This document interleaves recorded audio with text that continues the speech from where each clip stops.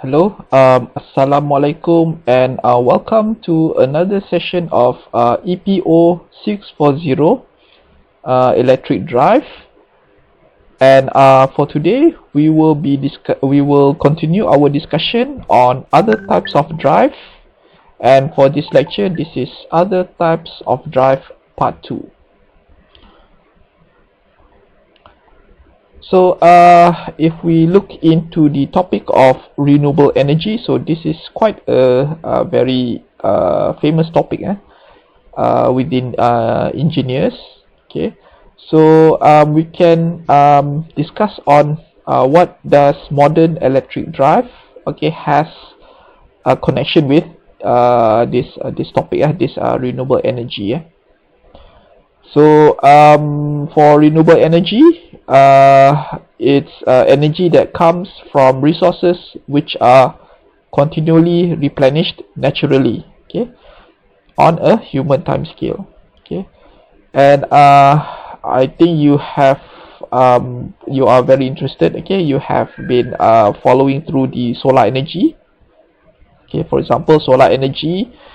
Mostly in Malaysia we have a lot of solar photovoltaics, and in some cases we have also solar thermal, but in terms of to compare with solar photovoltaics, so in Malaysia we have more solar photovoltaics in terms of kilowatt peak than we have with solar thermal. So solar thermal is gaining traction, and also we have that is related to electric drive, hydroelectric energy, hydro, which it spins the turbine, and then we have to control the turbine, the motor turbine. And then also we have tidal electric energy, which is in a maybe in a smaller scale. So also it rotates a turbine that will transfer into electrical energy. And actually in other countries where in more temperate countries, so wind energy is quite famous, is quite widely used. So in countries such as in Germany, in Japan, where they have a lot of wind, they harvest wind energy to produce electricity. And in Malaysia, wind energy is not that feasible, because in comparison we don't have a lot of wind in Malaysia because of our geography location. So we have more solar than wind energy. So that's why you see our government they invest a lot in either solar or in biofuel. So because we have plenty of that. And if we look at this wind energy system, so why we go into wind energy system is because it's closely related to drive, electric drive. So for example, you can have how energy from wind is transferred to your grid. So the wind will blow and will go through the wind turbine. And the wind turbine is then the energy that is used. The wind will spin the wind turbine. So the motion is transferred to a gearbox, in which will spin the generator at the appropriate speed, at the speed that is required. So the generator will produce the electricity, and the electricity will go through a power converter, before it can go to the transformer, and the transformer will supply it, will connect it to the grid. And wind power in overseas is very big. So the average growth is is of 25% since the year 2000. Okay, it's very big. And countries with highest wind power generation, okay, for example, you have in People's Republic of China, so it's 45 gigawatts, giga, so very big. In USA is 40 gigawatts. In Spain, okay, Spain they have a long coastal area, is 20 gigawatts. Okay, in India is 13.5 gigawatts. So in some countries that wind energy is feasible, so they have many big wind energy farms there. Okay, so wind energy system, it can be either grid connected or it can be a standalone system. Okay, so but for a standalone system, you have only a small fraction of total installed wind energy system. So so the grid, so some of the most of the grid is mostly on a grid connected wind power system. Okay, and this is an example of a grid connected wind farm. So yeah, you have most generators, it operates in 690 volt, and the transformers, okay, are used to increase the voltage, okay, up until 35 kV, okay, for a wind farm substation, and then it can be connected to the 230 kV grid line. Okay, so this is example. So maybe this is in the United States. Okay, so they are using this value of voltage for their grid. And of course, it depends on the wind turbine sizes. Okay, so of course, we started in 1980s. Okay, so you have your the height is from 24 meters, but now the size is very large. You have heights of 162 meters with the diameter of 145 meters, and this can produce more energy. So yeah, if you go overseas, if you like my experience when I went to Japan, so they have very big wind turbine, as big as a 10-story building, okay, very big, and also we have several types of wind turbines. Okay, so for this example, you have your vertical axis wind turbine. Okay, so yeah, for this type of wind turbine, it's independent of the wind direction. Okay, so if it's a normal, like a horizontal axis, okay, wind turbine, so you need to face the turbine on the direction of the wind. But for this type of wind turbine, it doesn't need to point into the wind direction. So therefore, the control system needs no wind tracking system. Okay, and it's very useful where the wind direction keeps changing or you have turbulence. And the installation cost is much lower, and in some terms it's easier to maintain. Okay. But the drawback is that you have a low conversion efficiency, you have high drag as the blade rotates into the wind, and you have failures prone to mechanical vibrations, failures due to vibrations. So for this is not suitable for a large scale high power conversion, but maybe can be used for a smaller scale or for a remote location. Okay, so this one that you are familiar with is the horizontal axis wind turbine. So yeah, it has a higher conversion efficiency, and the location, okay, the location of the blade is always perpendicular to the wind.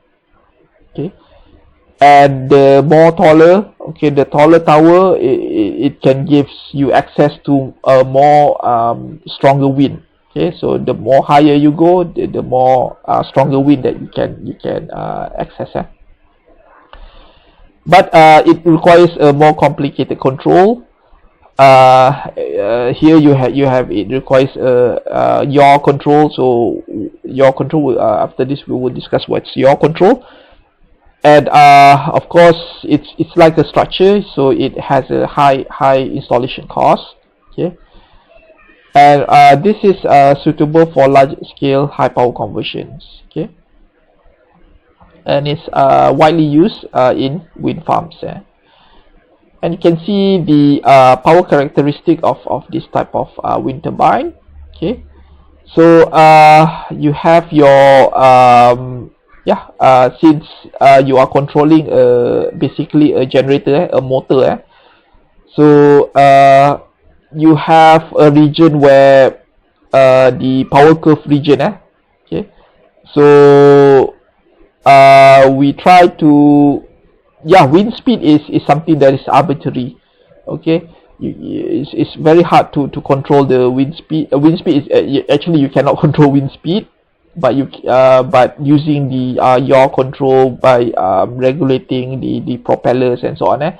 So you can control the speed that is turning the turbine. Okay, so you can see the power curve here. So what we want to achieve is on the rated value here.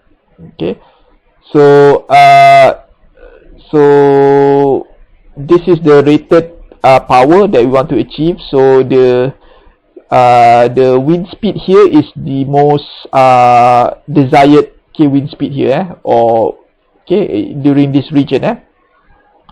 So if the spin wind speed is increased, so you cannot you cannot achieve more power actually.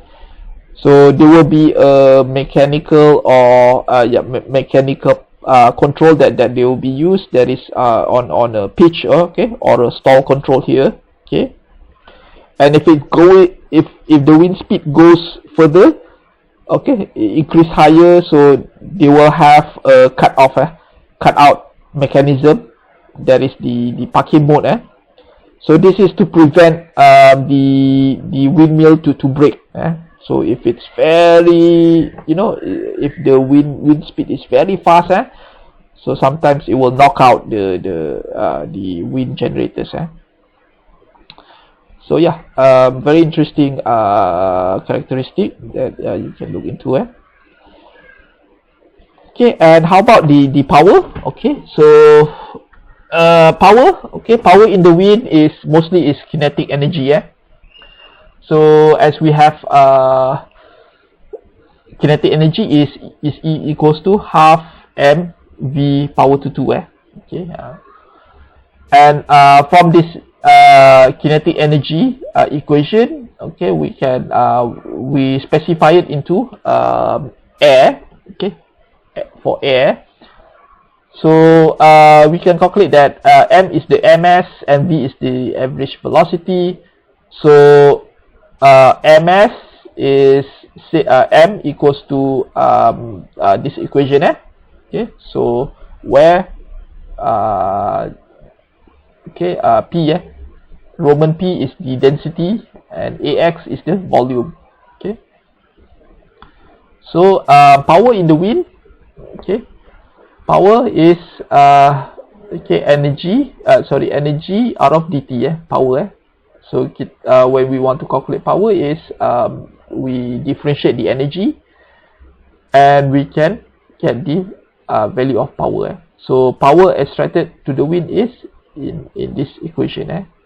So where Cp is the coefficient of the conversion. Okay, coefficient. So maybe on the coefficient on the let's say you have many terms in coefficient. So maybe it's on the conversion efficiency.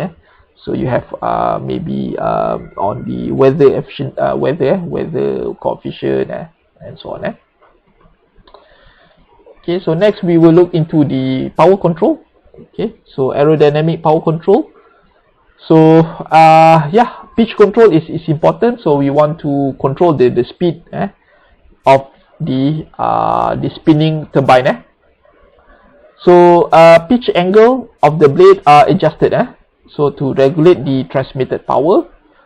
So when wind speed exceeds the rated value, the pitch angle is reduced, and force on the blades is reduced. Okay. So the power captured by the turbine is maintained at the rated value. So they will control the pitch, the angle, so that they can control the speed.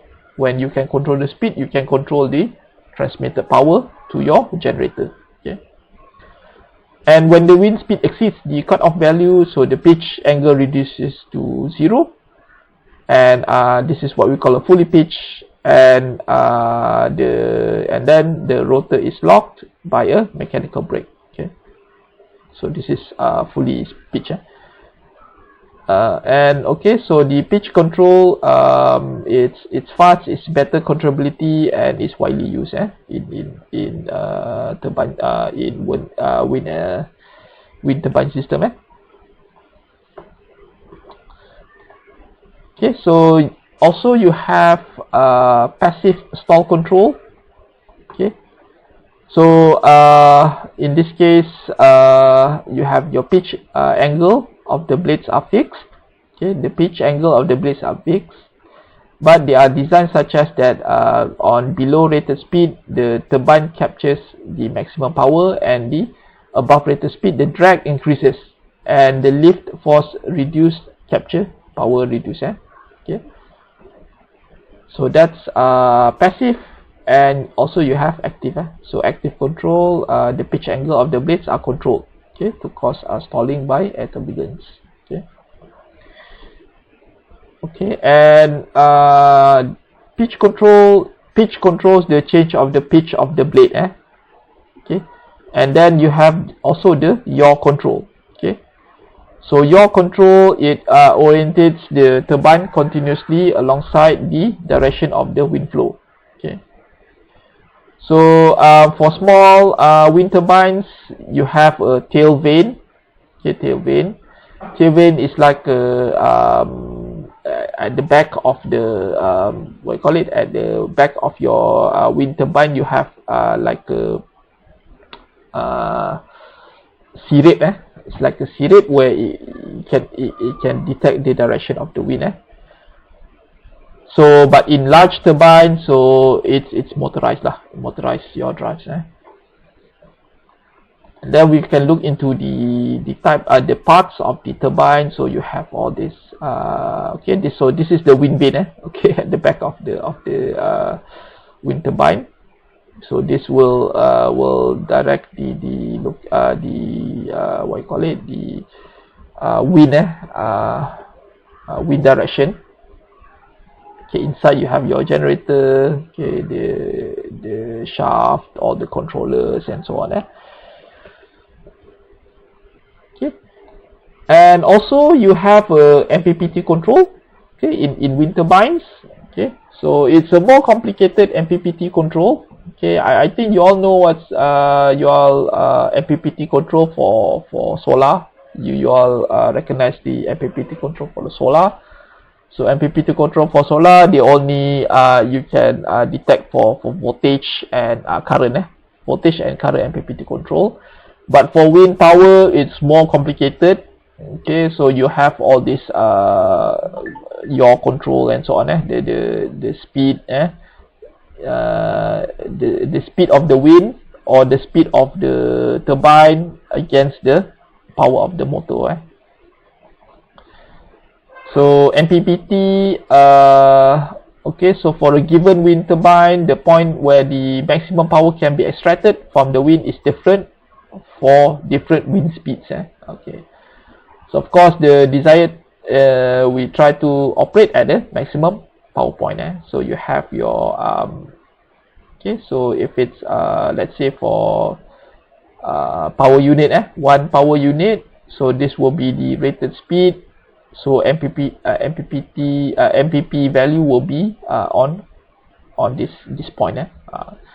And if you put it in various per unit value, 0.5, 0.7, and so on, and voltage per unit value, so you can see that you have this maximum power curve.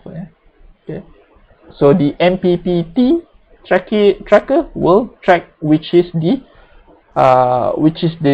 value of the maximum power that can be achieved. Okay, and then the wind speed. Okay, the wind speed will be measured by the wind sensor, and signal is fed to the P max. Okay, P maximum versus the speed profile to generate the power reference, in which it's used to control the generator power converters. Okay. So the induced machine generates power at speeds higher than the synchronous speed. Okay. So this is the generating region. It must usually generating will take place when it's the turbine is turning at higher than the synchronous speed. Okay.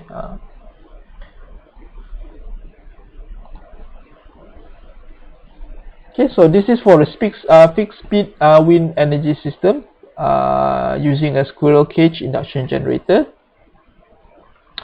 So the squirrel cage induction generators are used for this system. Okay, and it's operating at a low slip synchronous speed. So since it's a fixed speed, so you have a very small speed variation. Okay. And the system operates at an MPP at rated wind speed, okay, and not at other lower wind speeds. Okay, so then it will actively use pitch or stall control to limit the power at wind speeds above rated speed. And the speed of the generator is varied using variable resistance in the rotor circuit, and because of speed variations, okay, more energy can be captured from the wind. However, there is a loss, okay, because of the external, okay, rotor resistance. Okay, so you can see the torque speed characteristic. Okay, so next will be the variable speed wind energy system. Okay, so in this case it's a double fed induction generator. And it's similar to a wound rotor induction generators, but it has external resistance replaced by a grid connected power converters. So power in the rotor circuit is fed to the grid and thereby improving the efficiency. Okay, the variable speed wind energy system, okay, uses wound rotor induction generator. Okay. So power in the rotor circuit is fed back to the grid, and with this system, the slip that is produced by the wound rotor will be injected back into the grid. So this will improve the efficiency. Okay, and next will be the variable speed wind energy system that is using a full capacity power converters. So this will be a more it will use more power electronic system in this type of system. So it's a full capacity power converters. So the generator is connected directly to the grid, okay, by a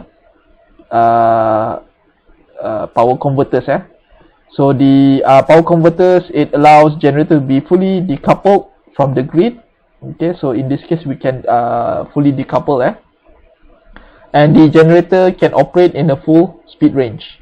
So of course you have more performance, more performance.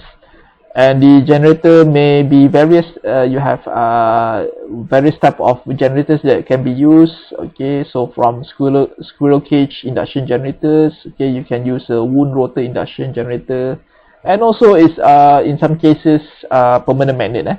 Okay, and since it's direct controlled by a power converter, you have a very good MPPT controller.